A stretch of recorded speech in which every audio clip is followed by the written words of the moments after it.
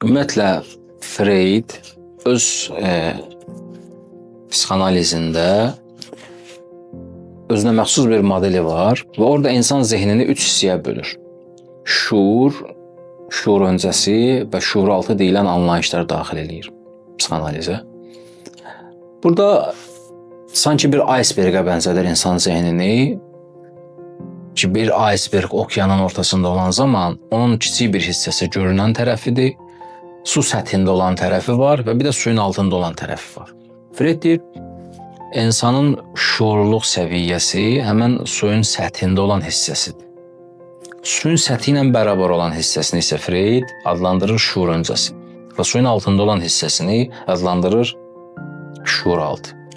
Şuurluq səviyyəsi insanın diqqət yetirdiyi məsələlərdir. Yəni, hal-hazırda bizim diqqət yetirə bildiyimiz, fokuslana bildiyimiz mövzular və məsələlər şuurluq səviyyəsinə aid edilir. Şuur öncəsi səviyyə asanlıqla insanın yadına sala biləcəyi, insanın zehninə gətirə biləcəyi mərhələlərə aiddir. Şuuraltı səviyyə isə artıq insanın yadına sala bilməyəcəyi mərhələlərdir.